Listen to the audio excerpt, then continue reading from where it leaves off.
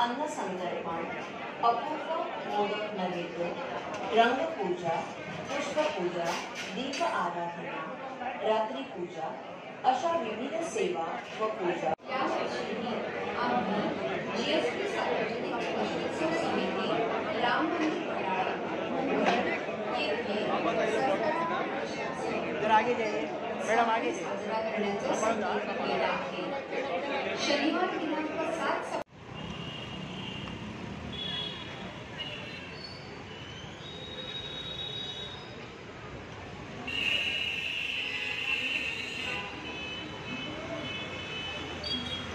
देख लीजिए ये देख लीजिए।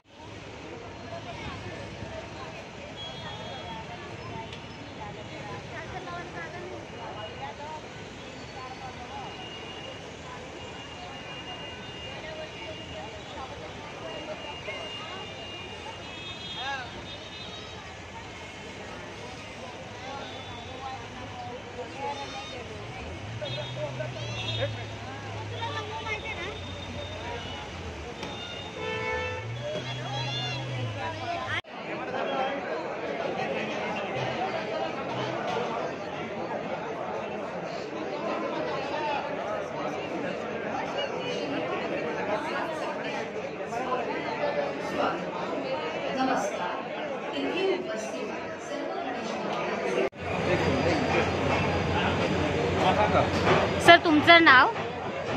माझं नाव मुकुंद कामत, मी जीएसटी सार्वजनिक गणेशोत्सव समिती वडाळ्याचं उपाध्यक्ष आहे। सर ह्या वर्षाचा काय थीम आहे आणि काय सांगणार आहोत गणेशोत्सव मंडळाचा जी थीम आहे? हे गणेशोत्सव साजरा करताना कुठली थीम वगैरे आम्ही फॉलो करत नाही।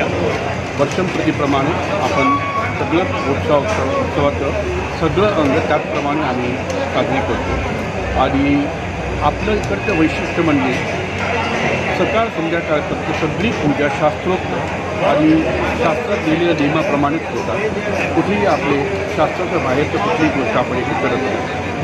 सर जीएसबी हा एवढं मोठं मंडळ आहे, तर ह्याच्यामध्ये काही इको फ्रेंडली गणेश आहेत का, असं काही थीम वगैरे आहे का? मूर्ती ही शाडूची 100% शाडूची मूर्ती आहे आणि सगळ्या पर्यावरणाचं कसं त्याचं तयार घ्यायचं त्याच्यावर आमचं पूर्ण लक्ष आहे। सर तुम्ही काय सांगणार आहोत, काही लोकांनी काही मंडळांनी जे मोठे मोठे गणपती आहेत त्यांनी इको फ्रेंडली गणपती नाही ठेवलेत, त्यांनी POPचा गणपती ठेवलेत आणि ह्या वर्ष हायकोर्टाने सुद्धा बॅन केलं होतं, कारण पर्यावरणाच्या दृष्टिकोनाने पण आपल्याला बघायचं आहे। मग त्यांना तुम्ही काय सांगणार आहोत, कारण जीएसबी एवढं मोठं मंडळ आहे, तुम्ही सुद्धा पर्यावरणाचं बघतायत आणि शाडू मातीचा गणपती ठेवतायत, मग तुम्ही त्या लोकांना काय बोलणार आहोत जे लोक POPचं ठेवतात? इमिडिएटली सडनली सगळं चेंज करणं सगळ्या गणेशोत्सवांना शक्य होत नाही। त्याच्यात बरेच काही अंग आहेत की त्यांना बघावं लागतं, त्याच्यामुळे ते कदाचित त्यांना यंदा शक्य झालं नसेल, पण पुढे हे सगळे मंडळ हळूहळू असेच पर्यावरण गणपती करतील ह्याच्यामुळे कंप्लीट आशा आहे, मला खात्री आहे।